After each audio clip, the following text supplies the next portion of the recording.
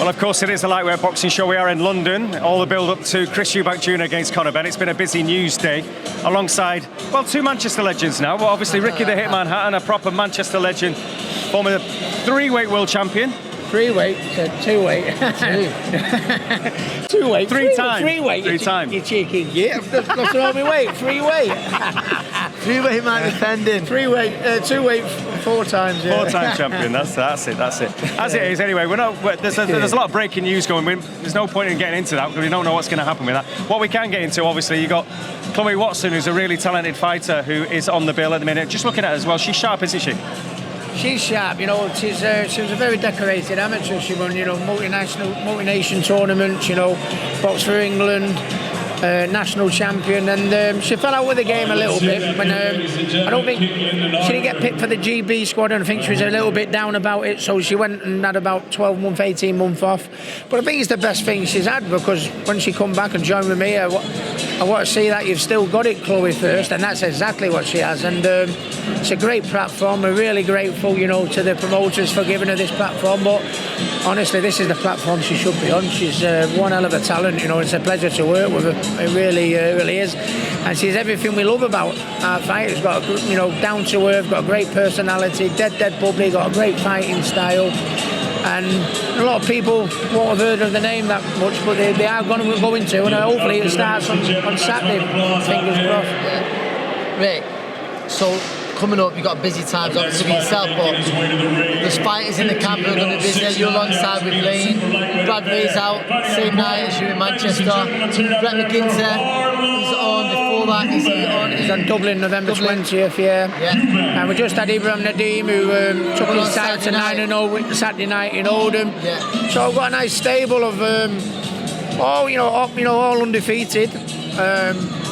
Just on the fringe, just making their way up, you know what I mean?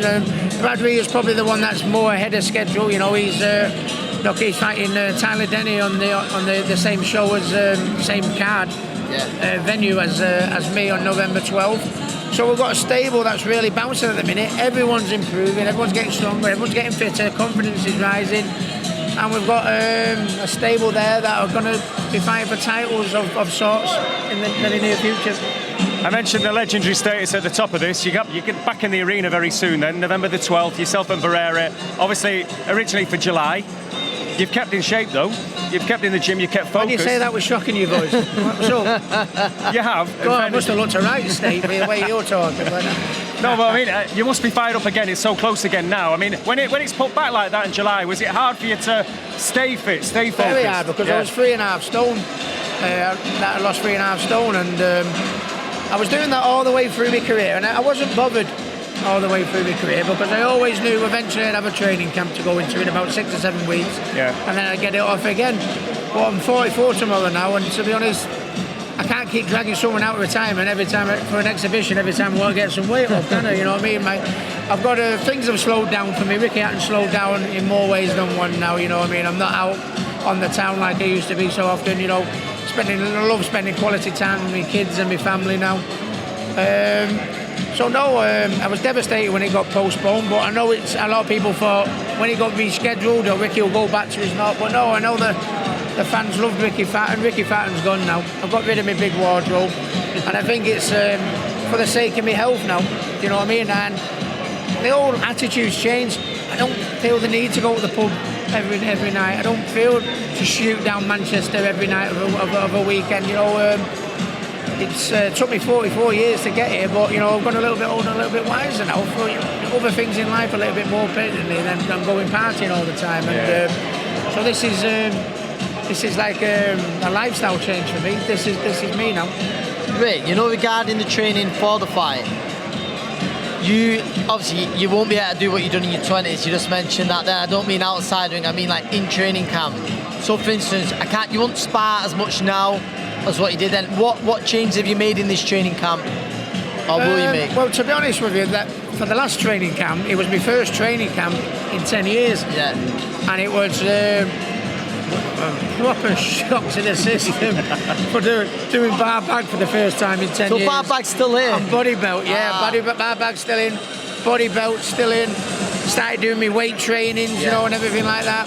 And it was a real shock to my system. But once I got, a few weeks under my belt, it started coming back to me like it did. But muscle memory. But to be honest with you, when I finished that camp and it got postponed, I started this camp on a higher plane.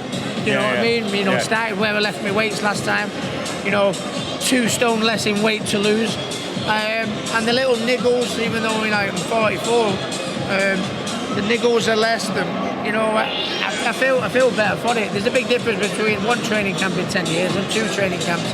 I mean, the worst thing it probably is for Marco is that I'm going to be better this time. I wasn't doing bad last time, but it's all pretty much the same training that I've always done, to be honest, with a few modern tweaks that Blaine likes to use. Obviously, Blaine's an exceptional coach, works with me with my boxers, day in, day out.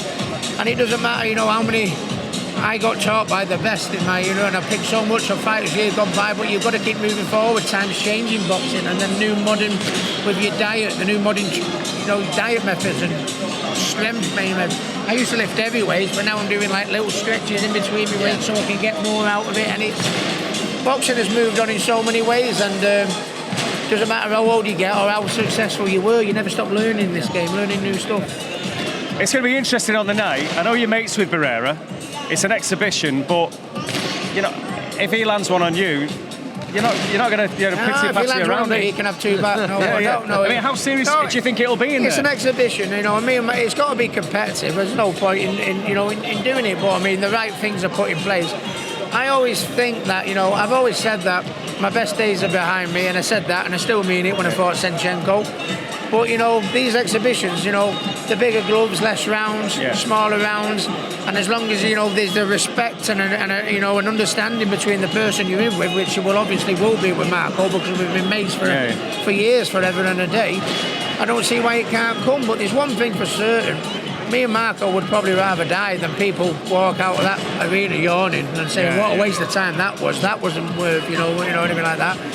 So it will be competitive, and at the end of the day, we're still proud champions. Marco's not going to want to come to Manchester and have me box these lugs off. And you know what? I'm not letting Marco come to Manchester and box my ears off.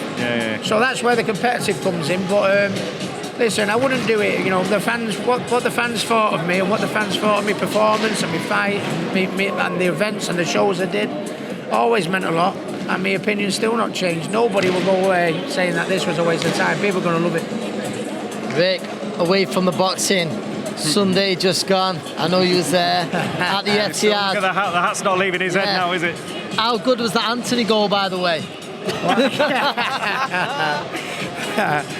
I missed that. I was celebrating in the bar. I was, we need to calm down, City fans, because it seems how far we've gone. We've come in such a short space of time.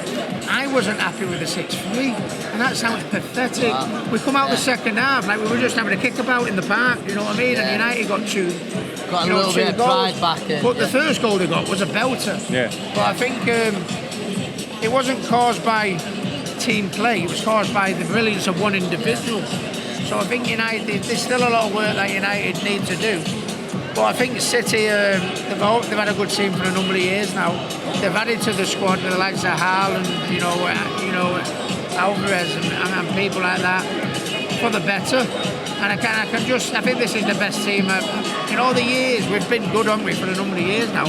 This is the best team I've seen since we started winning stuff again. This is the best team I've seen. Is this the season you get the Champions League, Rick? I've been saying that for the last 3. And you think this is the one? I think this could be the one. And listen, Haaland alone, if he carries on scoring at the rate he's doing, and he's a big man mountain the size of him.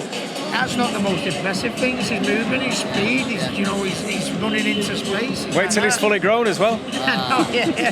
All that free skill milk they give him in Norway, he's working in it. Well, listen, Rick, brilliant to catch up, and hope all goes well on Saturday night, and all is well on Saturday night. Fingers crossed for it, yeah.